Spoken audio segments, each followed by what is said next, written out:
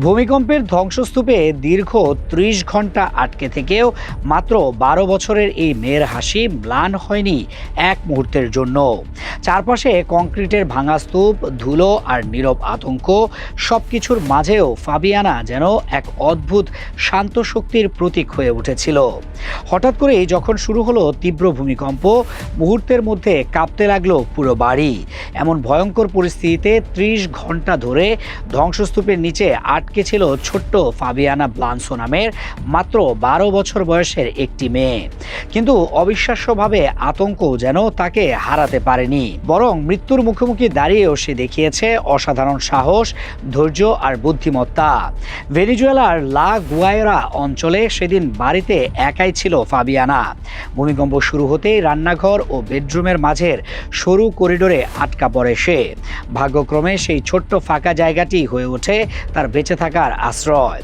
পাশে থাকা mobile phone দিয়ে পরিবারের কাছে ভিডিও বার্তাও পাঠায় সে। ভিডিওতে কাদার বদলে সবাইকে সাহস জুগিয়েছে ছোট্ট এই মেয়েটি। মায়ের সঙ্গে কথা বলেছে, উদ্ধারকারীদের সঙ্গে মজা করেছে, যেন সে বিশ্বাস করত কেউ না কেউ তাকে অবশ্যই উদ্ধার করবে। এদিকে ধ্বংসস্তূপের নিচে আটকে থাকা শিশুটিকে বাঁচাতে প্রাণপণ চেষ্টা চালান উদ্ধারকর্মীরা। টানা ৩০ ঘন্টার অভিযান শেষে যখন ফাবিয়ানাকে জীবিত বের করে আনা হয়, তখন উপস্থিত সবার চোখে ছিল আনন্দ আর স্বস্তির অশ্রু। আহত পা নিয়েও সে হাঁটতে চেয়েছিল, শুধু আবার স্বাভাবিক জীবনে ফেরার অনুভূতিটা পাওয়ার জন্য।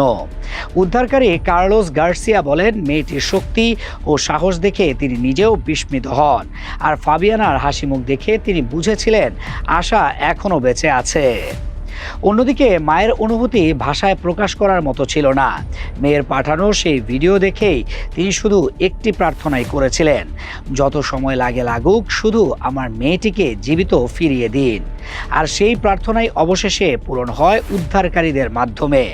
ফাবিয়ানার এই ভিডিওটি সামাজিক মাধ্যমে ছড়িয়ে পড়তেই সারা বিশ্ব বিস্মিত হয়ে যায় তার ইচ্ছাশক্তি ও সাহসিকতা দেখে।